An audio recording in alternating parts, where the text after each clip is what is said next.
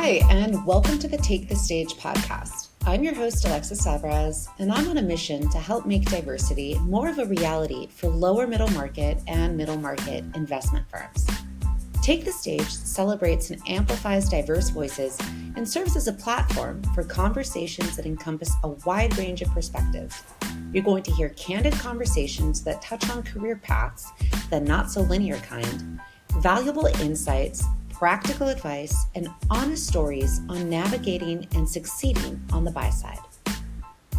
Today on Take the Stage, we shine the spotlight on Bukie Adebo Umeano, investment principal at Anthemis, a global VC firm that backs resilient, inclusive fintech and insurtech founders. Bukie's path into venture is anything but conventional, and that's exactly what makes her perspective so valuable. In this episode, we're going to cover how a winding career path can actually sharpen your investor instincts, simple ways to build a standout investment thesis even before you land the role, what really moves the needle when you're trying to break into venture from the outside, how to grow a network that opens doors even if you're not in the inner circle, what it takes to hold your ground and show up with confidence when you're underestimated, and more. Okay, so today I'm joined by Bukie Adebo Umeano, an investment principal at Anthemis. Now, what I love about this story is that she is someone that has moved from brand strategy to co-founding a fintech startup to leading early stage deals. And this is exactly what we're going to talk about. We're going to talk about her winding road into VC and what it looks like to thrive in a space that doesn't always feel built for you. So we're going to get started. Bukie, thank you for being here. I'm going to kick off by telling you and then asking you, you've had this great multi-dimensional career, consulting, brand strategy, entrepreneurship, all before getting into VC. So my question is, was this always the destination, or did you find your way here step by step? It definitely was not always the destination. It's funny, we had this conversation during team lunch at my firm last year. And there was a couple people who were like, oh, I knew I wanted to be in VC. I did this internship and then I did this job and I did this thing to all set myself up to eventually become like an investor. And I was like, wow, that's amazing. That's really impressive. That was not me. When I graduated from undergrad, I didn't know what VC was. I didn't know what investors did. And I also didn't think of myself as somebody who would ever be an investor. Like that just didn't seem like a role that was a fit for me. So it didn't even cross my mind.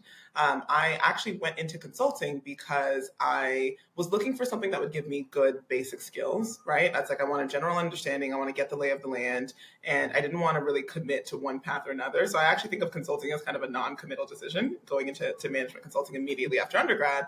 And the way that people position it for you is like, oh, you'll get to learn about a number of different industries and you'll get exposure to different projects and different problems and you'll travel. And I was like, oh, that sounds great. And so that's actually how I ended up in consulting. And for a number of reasons that people have probably heard me ramble on and on about, consulting really wasn't a fit for me. But it did give me good exposure as a starting point.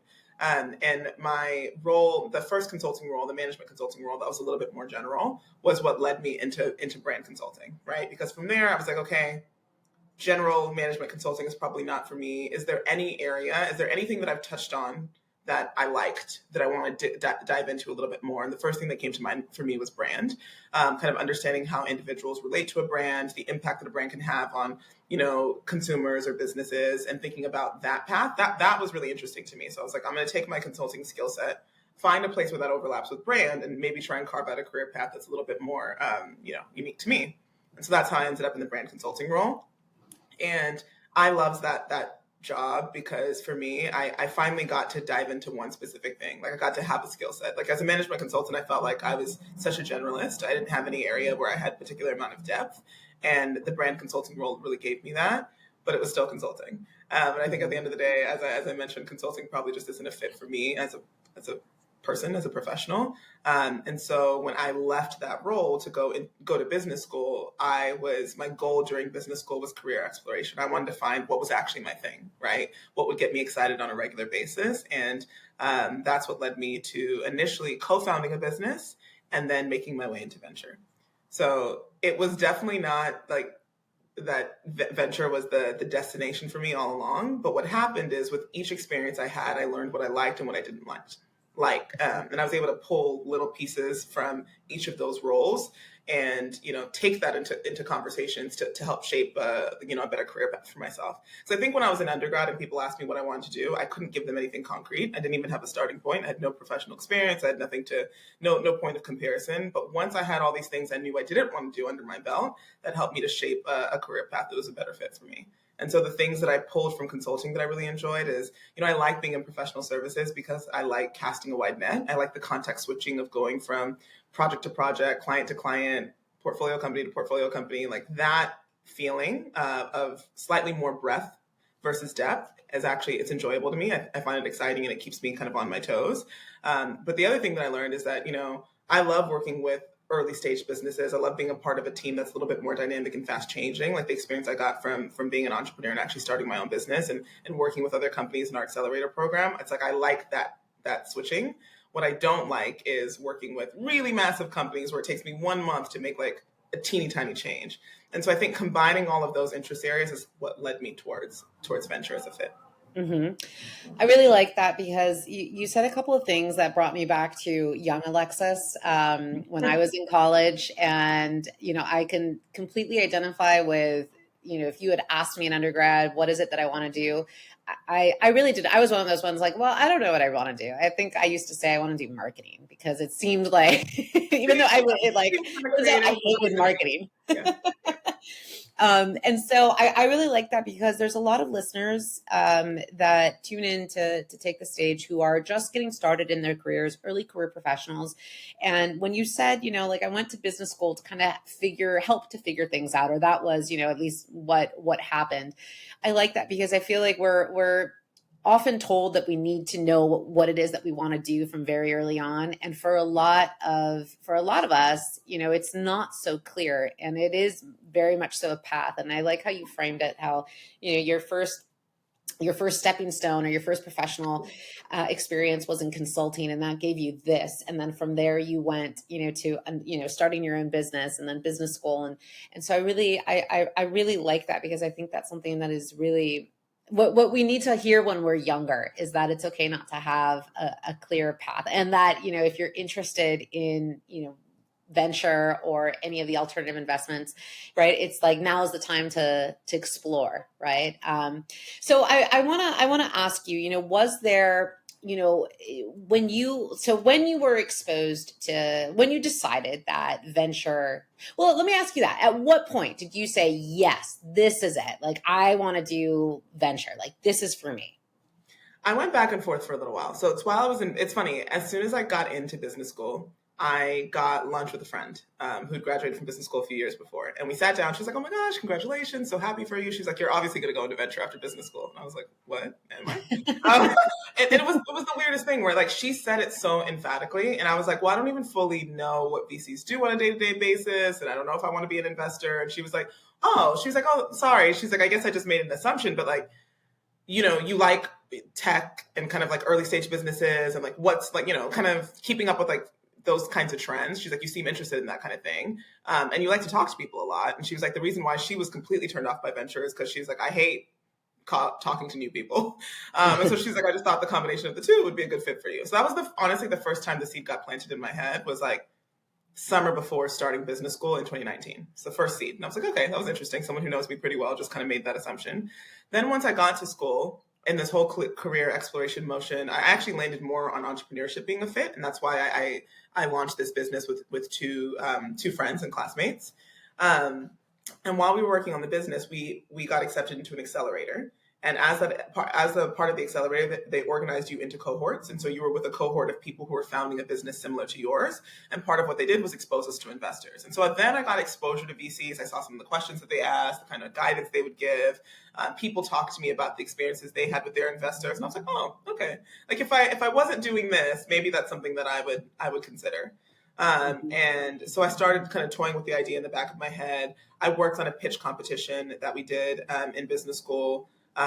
So my first year in business school, two people the year ahead of me launched the Black New Venture competition at Harvard Business School, and that was my first time dipping my toes into venture. Right, so we were getting all these applications from people who wanted to win this pitch competition money. So I got to review a bunch of different pitches. I got to start putting the hat in my head of being like, how do you evaluate a business? What makes one strong? What makes it not so strong? What makes a pitch compelling? And like going through that exercise, I'm like, okay, this is interesting. This is kind of intriguing. And then through that, I ended up getting connected with an investor that was an HBS alum. And he needed help over the summer for someone to do some part-time work. And so I did some part-time work with him because working on your startup doesn't make you very much money. And so I was still working on my business, but to make some additional money, I did part-time work with him. And that's when I was like, okay, if things don't work out with the business, I think this is the step that I want to take, because I just found myself really enjoying the process. Yeah, so that's kind of how I landed there. It wasn't like one discrete moment, but it was like little drips over time. A series of moments, decisions, conversations. Yeah, over about 2.5 years. And then in the spring of 2021, when we decided to sunset our business, me and my two co-founders, the business wasn't working out, we decided to shut it down. I kind of shifted my attention towards looking for roles in venture. What kind of business was it? So it was a credit building business. So we were looking to help people build credit by formalizing loans between friends and family. So the idea is that a lot of people who have thin credit files are actually credit worthy, and they exhibit credit worthy behavior on a regular basis. They just do so within the informal economy, not the formal economy. So if we can formalize that, then we can help to establish their credit worthiness and get them on the path to traditional credit. Okay, interesting. All right. So now, so you've connected the dots. So now that really makes a lot of sense in terms of kind of leading into what you're doing, right now. So let's talk about the hard part, because this is the part that I think a lot of candidates that I work with struggle with the most, and that's breaking into VC, breaking into the investment side. So you had mentioned in one of our earlier conversations that breaking into VC is proving that you already have a certain skill set, right? So for someone that is interested in making that pivot, what do you think that actually looks like, or what would you tell that person? Yeah, and I will position this more for like a junior investor, like a more junior investor, because I think that was the point at which I entered VC, and I think that's a lot of times what people are asking about. And I think the skill set that you have to show people is that you can find incredible deals, right? That you're able to source great deals, and that you have a strong point of view that allows you to evaluate those deals effectively, right? On the first one, a lot of sourcing is just about knowing where to look, right? Are you hunting in the right places? Do you know the right communities and organizations and WhatsApp groups and events to be a part of that allows you to get access to either really strong founders, like people who've already founded businesses, or really strong operators who have the potential to become founders, right? Either of those things, like knowing where to find those types of people, that's number one for sourcing. The other thing for sourcing is just, are you well connected? Do you have good relationships with people who could be sources of potential deal flow? And think creatively about people who could be sources of deal flow, right? I think the easy thing to go to is other investors, right? Like investors and accelerators, like they have deal flow, and that's true. But I found I've gotten really great deal flow from other founders. Some of my best deals have come from other founders. Some of my best deals have come from service providers, right? Like consultants, lawyers, like people who are, they're serving the company in one way, and they think that they can just drive additional value by connecting them to investors. So just making sure you have cast a relatively wide net in terms of your network. So I'd say those are the two biggest things: knowing the creative places to hunt, and then having a good network and knowing how to cultivate those relationships. So those are the biggest things on the sourcing side. In terms of evaluating the businesses effectively, I really encourage people to. It is important to understand the metrics, right? Like at different stages, if you have a certain type of business model, there are certain metrics that you want to hit, by the point you're raising your pre-seed, your seed, your Series A.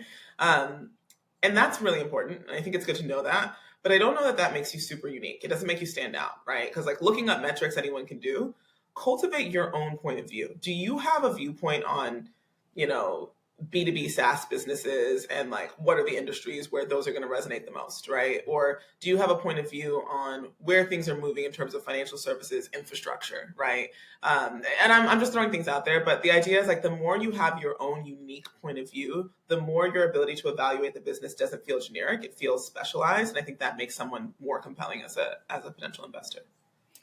can you have this, or can you develop this when you're that junior, like when you're, let's just say in your out of college, a couple years of experience? Because I feel like you're saying this and you have, a little bit of years of experience, right? Because you have the wisdom, right? But we're not most, most young early career professionals don't necessarily have that wisdom yet. Do you feel like you can have that? You can, just, is it innate? Is it something that you can cultivate very quickly?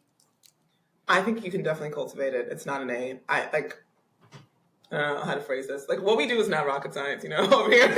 Like, it can definitely be cultivated. It can definitely be learned. I think. Cover your ears, whoever. Yeah. Like, obviously, we're all smart people. We're trying really hard, but like, no, it can be cultivated. So, what I encourage people to do is pick something that actually interests you to some extent, right? Because if you try and force it for something that you find to be dull or boring, or you've heard that it's important, but you don't really care about it, it's not going to work that well. So I'd say pick a category that you find to be somewhat compelling and just start off making no judgment, no decisions, and just saying, like, let me learn as much as I can about the space. Like, let me learn as much as I can about this space. And let me learn as much as I can about the pain points, the major pain points in this area. Mm-hmm. Do your research, get that under your belt. So first, I always encourage people to start there. It's just learning the pain points, the kind of like bottoms up way of learning about it. So read, talk to people in the space, right? Like, who can you connect with that can speak to that problem, right? Or speak to that problem set. And I'll give you an example in a second, because I know this is sounding a little bit vague, but so you start by the reading, the learning, the kind of bottoms up from learning from other people. Then I would go top down. After you've understood the problem set, you've understood your own thoughts, go look at what people are saying about their point of view on the space. Like, what are the other investors and thinkers and thought leaders in the space saying, right? That's the top down. Then you take those 2 points of view, the bottom up research, the top down research, and you say, where do I agree and disagree with the people who are, coming up with theories here? What has my own research and my own getting my hands dirty taught me that's a little bit different? Or how can I tweak this thing that's been positioned? And then that's how you come up with your own point of view and thesis on the space.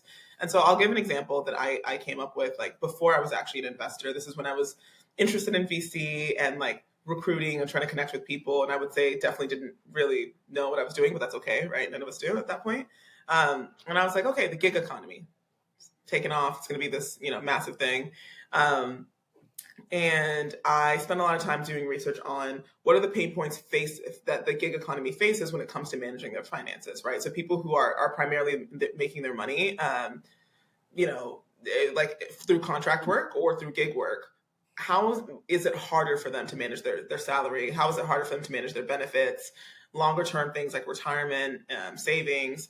And I came up with all the pain points. I talked to people who were building in that space. I talked to people who were working in those types of roles, whether it was contract positions or gig roles, caught an understanding of the pain points and the things I thought were most important. Then I went and I said, okay, there are investors that are already investing against this thesis. Like, what are they saying? What are they talking about? And where are their gaps? I found companies in that space that were, like, to me, indicators of where the market was moving. And I used those companies as a starting point. And I came up with, like, it was like one page that was like the problem set. Here's what's going on. Here's how the gig economy is growing. Here are the pain points that they feel. It was literally one page that says, here are the gaps in services for that, for this group of workers. And here's what I think we can do, like, or where I would love to see some early stage innovation.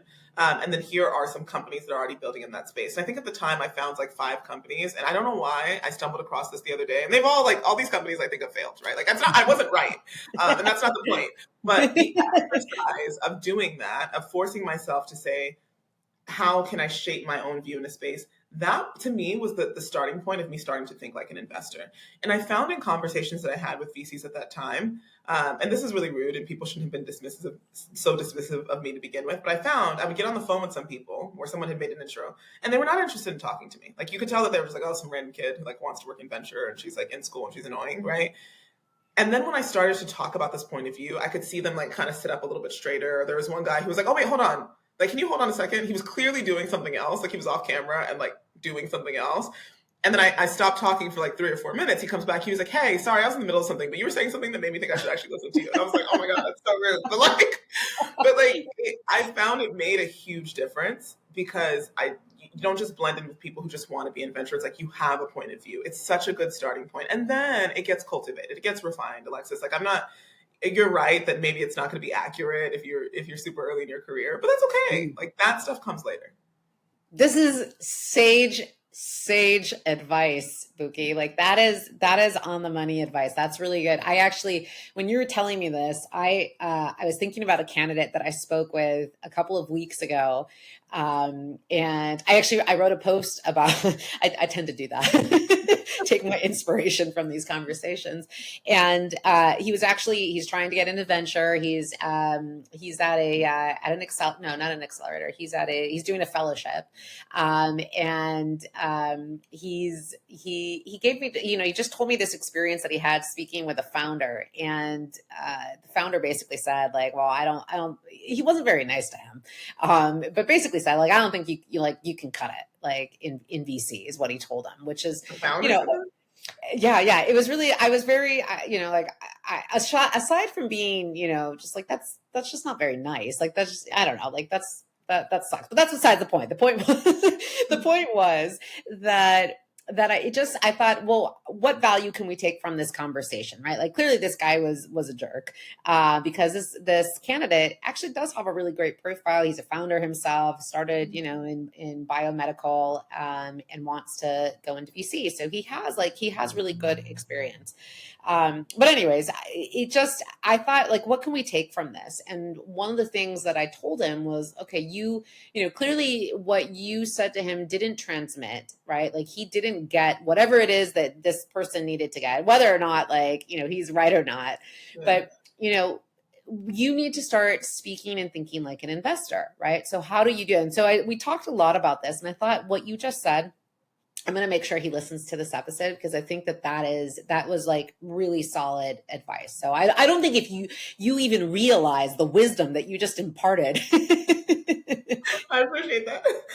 So, all right. Well, that's awesome. I think that's like one of the best things that I've heard in a really long time in terms of, and that is applicable to, not just venture. It's applicable to anything within the investment space, right? Just adapt it accordingly to what you're looking to do. So, but one of the other thing that I wanted to ask you is, what do you think? So, and this kind of piggybacks off of this, right? Because we have this, anything within the investment space kind of has this allure, right? And so what do you think people, misunderstand about getting into venture? Or what are some of those things that, especially those that maybe don't have what we would consider to be those traditional career paths?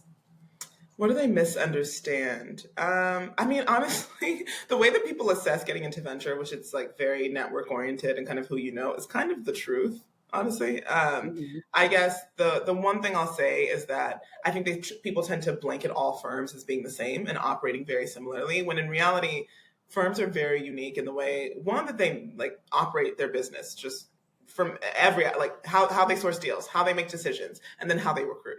Right. So I think there's a lot of people who think that it's consistent, like every firm needs to be treated exactly the same, where I think there's a lot of value in spending time understanding the personality of that individual firm. Some of that stuff you can glean from external sources, like go online and see how the people who work at that firm, how do they speak about their role? How do they speak about their team? How do they speak about decision making? And, some of the firm's websites, individual people, like I would take some time and get the flavor, because you can see huge differences. An example, there are some firms that are like finance firms, right? If you look at the bios on the page, every single person used to work at like an investment bank.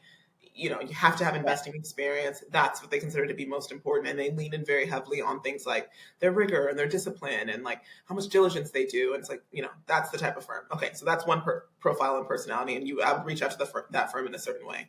There are some firms that actually pride themselves on being the complete opposite. They're like, every single person who's a decision maker at this firm is a former operator. There's some places that are even like a former founder CEO. Like it's not enough to have just been an operator. You have to be a founder CEO. And they are like, we're all about connecting with the founders. The first thing that we focus on is the product and the people and, completely different orientation. And I would say the way you would approach that firm for a job is completely different than the first one. So I think people are too, they blanket too much. Mm-hmm. Again, another piece of very sage advice. I think you're 100% correct, right? It is, that is what we tend to generally do, is blanket, like, this is how it works in venture. This is how it works in PE. This is how it works wherever. So I like that. What about, because this is, I was actually the other day, I was on public transport. I was sitting next to a group of college kids. They must have been like juniors or seniors in college, and they were talking about VC, and I was totally overhearing, like eavesdropping on their conversation. And they were talking about, like, no, you got to go into VC because, as soon as, one of them IPOs, then, you're set for life. And I just thought, well, they're, yeah, okay. That is certainly a possibility. But do you think that, especially when you're younger, that, again, tapping into that piece of the allure, the sex appeal of, like, oh, if it IPOs, then, you're the next, billionaire. Do you think that also kind of, what's your thought on that? Like, in terms of misconceptions and misunderstandings there? Yeah, I mean, I would encourage people to look into how many of those IPOs have actually happened recently.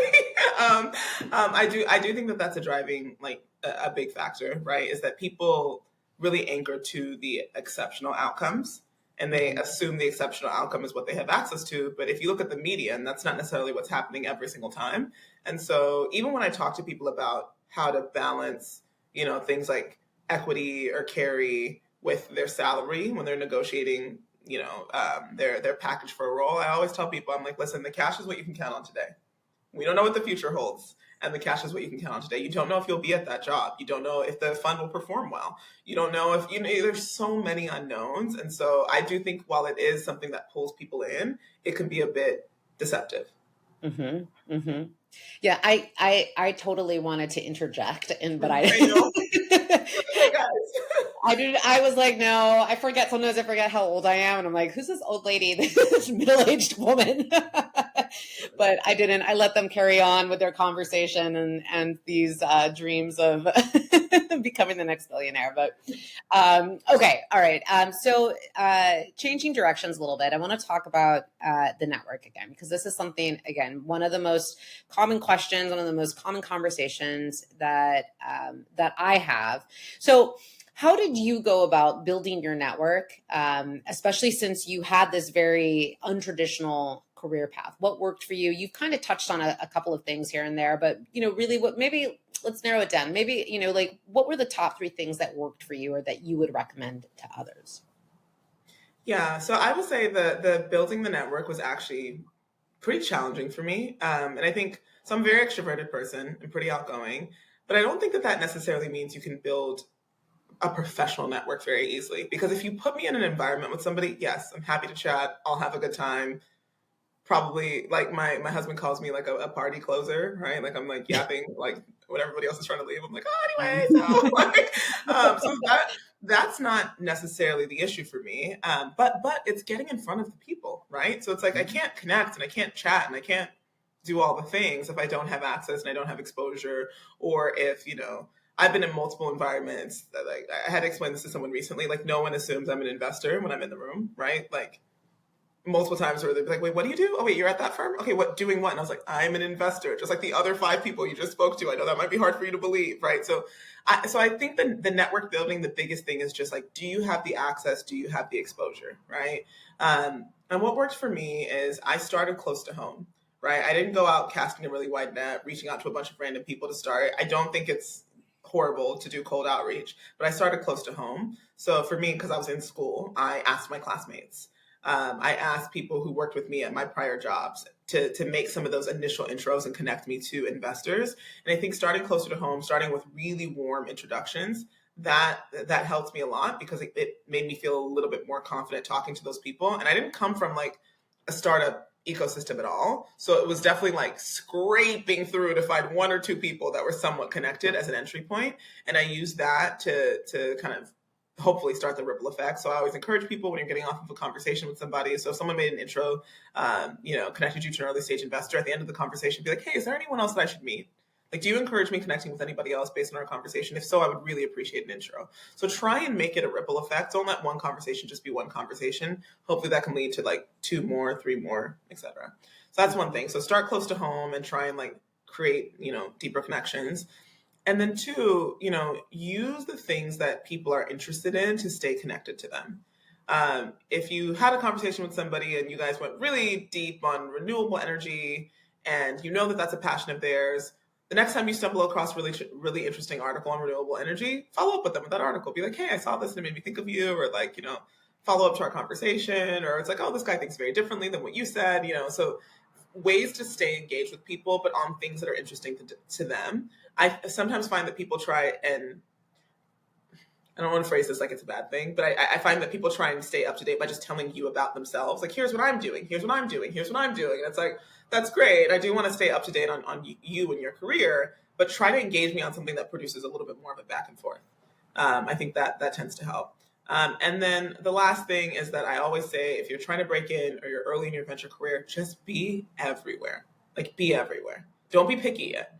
I think later on, you should be picky with what networking events you go to and how you spend your time and all of that. And I protecting your time is very valuable. But at the very beginning, I don't think you should be picky, right? We have one of our values at Anthemis is manufacturing serendipity. And you don't know who or where you're going to bump into the person that creates the opportunity, that creates the connection, that can unlock something for you in the future. And part of it is just being there. Go to the event, talk to the person, sit at the table, try the weird, wacky thing that someone sent you on WhatsApp. Do you know what I'm saying? Like, just be there. And you create more opportunities for yourself to manufacture these really amazing moments. You're full of nuggets. Because I feel like all of this, I mean, like, I was like, oh, I can apply this to my life outside of work. Like, I need to match. Yes, I like how Anthemis phrases it, manufacturing serendipity. It's my favorite. It's my favorite value of ours. Seriously, that's manufacturing awesome. serendipity. That is like 100%. That is like the best expression. And I 100% see what you mean when especially when you're just starting out. Where I mean, I feel like I don't know, like our early career professionals, do you find that they're picky when they're choosing the events? Yeah, you do? Yeah, I think they can be, because they'll get caught up in something that, like, they'll hear somebody say, it's like, oh, well, those, that accelerators companies aren't that good. Don't go to that. Or like, that event's not really that worthwhile. I'm like, it doesn't matter. Not right now. It doesn't matter. Just go. You never know who you'll meet. Right. So I do think people are picky because they're kind of taking advice from others. And I get that advice is probably very valuable in some aspects, but I think early in your career, it's not worth it to be that particular. Yeah, to be that selective.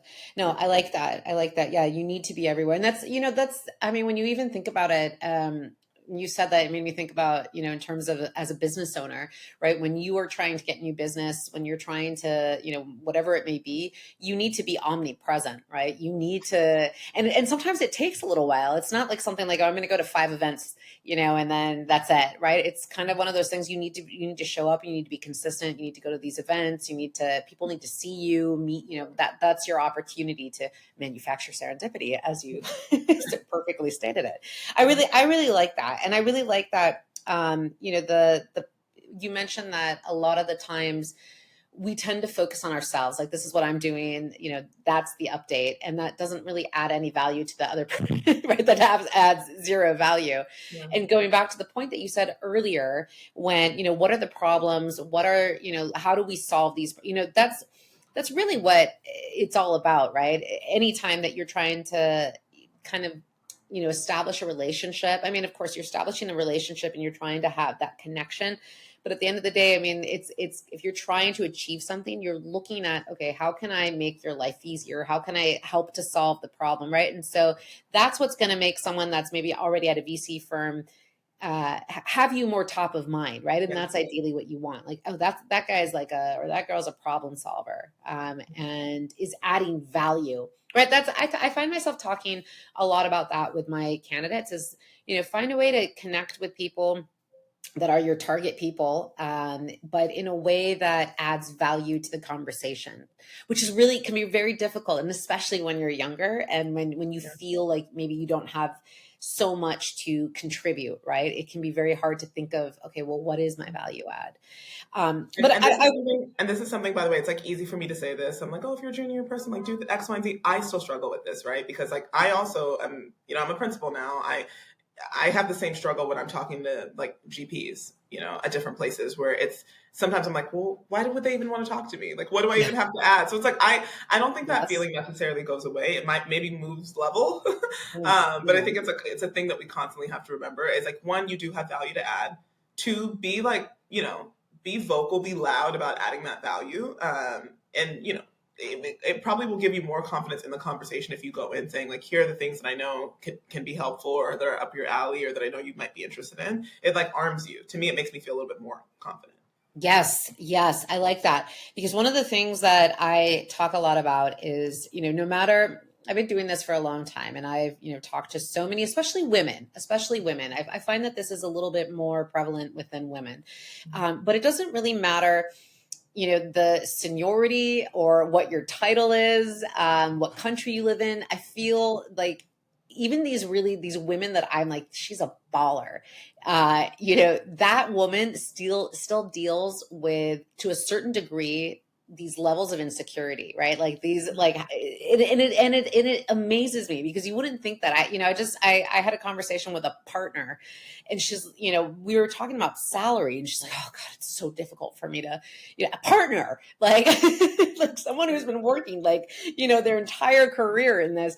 And it always amazes me that, it's still, you're right. It changes, like the levels change, but it might diminish, but it presents in different ways or it kind of, it's still there. So like you nailed it right on the head with that. I think that that's a really good message to really communicate out there that this is something that you just need to be aware of and understand, and then find the tools within yourself to kind of, push forward and power through, Yeah. right? Like that's what it's about. One of the things that you mentioned while you were going through this is that sometimes people don't think that you're an investor, or that, they're surprised to hear that. Why do you think that is? I think they've been in many rooms and talked to many investors over the years and like maybe haven't even come across one that looks like me. Right? Like it's been years, and I think for them it's like it's funny. One of these experiences I had, and I was with a friend, and the friend was really angry on my behalf, and my response actually was like she was mad. Like I had to be like, nah, it's okay. Like we're not gonna, especially like the environment that we were in. I just thought like maybe like having an argument probably wasn't the best thing. Like like tried to smooth it over, and she was really mad on my behalf, and I told her I was like, I'm not saying that it's not offensive, but I think this man, this white man, had probably never talked to a black woman VC, right? I may have been the first black woman VC he ever interacted with. So I very politely was like, I'm an investor here for the same, you know what I mean? Like kind of explained it and tried to move on. But I think that's what it comes from, is like it's pattern recognition. In the same way VCs are accused of pattern recognition, where we, invest in the same types of founders over and over again. I think the same thing happens in reverse, where people are trained to expect a certain thing when they think about talking to an investor, and it's not me, right? Mm-hmm. And so that's something I've had to navigate. I try not to get too offended by it. I can't. I do get offended, right? It's like not. I'm not going to act like I'm super gracious about it all the time, but I recognize that it does come down to that same pattern recognition. Mm-hmm. And how do you get past that? How do you do it so your feelings don't get hurt? Because that's right. Like that's what happens sometimes. You get a little stings. Yeah, I don't know if there's fully a way to avoid that part, right? Yeah. I will say, I do think I make a point to establish to people why I deserve to be in the room, and maybe that's a bad thing, right? Because like other people aren't walking around being like, I have to prove to you that I, deserve to be here and I'm so smart. So maybe this isn't necessarily a good thing, but I think that the bar for me when I enter some of these environments tends to be that like I'm like I can't be unprepared. I can't. I can't not know the space. I can't not know the business. I can't present sloppily. Like I have to like speak clearly, speak confidently. And again, I'm not saying this is fair, right? But I do think the way that the thing that I enter these environments with is like I have to be conscious of the fact that if you don't expect me to be here, you don't expect me to have this role, I have to make it very clear to you that I deserve to be here and that I do deserve this role. And so that's something that I tend to be very conscious of, which I think can be both positive and negative. It's probably like an unnecessary thing to be carrying around all the time. But I think if you let it slip, then you expose yourself to like even more negative experiences. Yeah. Yeah. Funny, I'm going to share it on here. But I had a couple months ago, I attended an event, a private equity event, and I was with a lawyer who does M&A, and I was with a COO from an impact fund. And we went to approach one of the speakers, on this panel that he had been on. And, the first time that I went up by myself the first time, and I kind of just, it was the networking part of the night, right? So you're assuming people are coming up to you, right? And so I just, kind of very graciously, kind of tapped his shoulder and started, I said something nice to him, like, oh, I really enjoyed he was talking to someone, right? But he just kind of looked at me and then looked away. And then I didn't know what to do, because I don't think it registered that I was trying to talk to him. Yeah. So then I went back to my friend, or to, the people that I was with, and they're like, what happened? Like, I don't know. So then all three of us, like 5 minutes later, we're like, okay, we're going to go up and he asked if we were the event staff. He asked if we were the event staff. Let me just tell you, my LinkedIn post after that was fabulous. It was a really great post. But it was one of those things where, I just thought, oh gosh, like an event staff, and he, it's one of those things where you think, well, you would think that. You wouldn't necessarily vocalize that, and but I just thought, oh, those assumptions are really deeply entrenched in this person.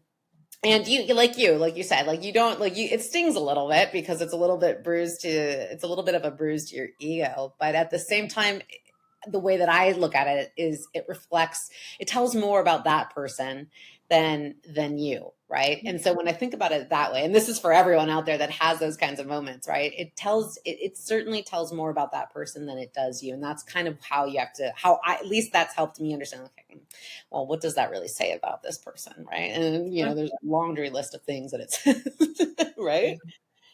All right. Well, oh, go ahead. I do, like, some part of me, when I get frustrated, I'm like, oh, well, this is a you problem, and like you have this issue, or you haven't had the appropriate exposure, or you can't conceive of an investor or X, Y, and Z professional that looks differently from you. And that's true. I think the part of it that makes it really hard is that you can't avoid that assumption, and you can't avoid people like, this man on the panel, and I can't avoid people like this person that I'm talking about, right?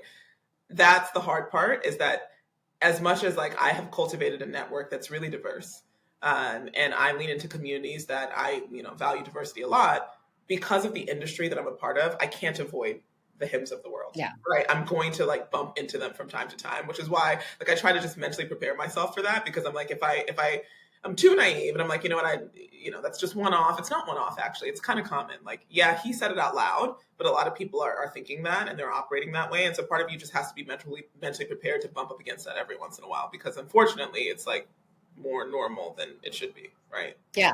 I mean, that kind of goes into that fits into the manufacturing serendipity piece, right? Because like these things actually are learning lessons. Actually, I'll tell you what I learned from this. Because what I thought was, I was going through my head thinking like, okay, how would I have done this? How could I, to this person, approach differently? And I just thought, well, how do I do this in a way that doesn't mean I need to be, like there are mannerisms that I need to follow, and I can still be true to me. And I just thought, okay, well, this clearly, means maybe my body language and my presence and the way that I introduce myself needs to be a little bit different in certain situations. This is kind of what I took with me, right? Like, I don't necessarily need to be more aggressive, but I think it clearly means that, okay, maybe my presence, maybe I need to go about, refining my presence in the way that I am, in my approach. Cause I just thought, okay, like there has to be, like if this has happened to me once, I mean, it can certainly happen to me, to everyone else. And so that's kind of what I took back with me, is like, okay, this is an opportunity to say, all right, maybe I need to, when I'm in an environment, and this was, like there were all pretty much only men in this event. And so I just thought maybe I'm going at it, with a female lens, and how I would approach a woman, like very politely and nicely. Right. And it's, it changes a little bit, right? The dynamic changes a little bit. So like you said, you have to be really prepared. You have to be, kind of in your zone where you're like, yeah, I belong here. Right. Like that's kind of like what I took from you, is that what you just said, right? Like I need to be really prepared. I can't I can't have a moment where, I'm not articulating, my value, right? So is it maybe a little bit unfair that I need to be perhaps a little bit more prepared and a little bit more on? Maybe, but I suppose in these kind of power dominant situations, that's, like if we want to be, to have that opportunity, this is maybe how we have to, how it has to be done, right? I'm not sure. I mean, I think like no one has the answer, right? You're kind of just working, going into these events or going into these situations and trying to, do what's best for you, right? Like, I think that's how to kind of maybe look at it. Yeah. All right. So starting to wind down a little bit. Let's talk about, let's talk about a couple things that you've done at the firm. So you led 3 early stage deals last year. What did those experiences teach you, either about deal making or about yourself? Ooh, so in terms of deal making, I think we all as investors spend so much time in the upfront part, like finding the company, evaluating the company, and so much comes after that, right? Post term sheet, like all of the back and forth to actually get to a point where both parties are happy.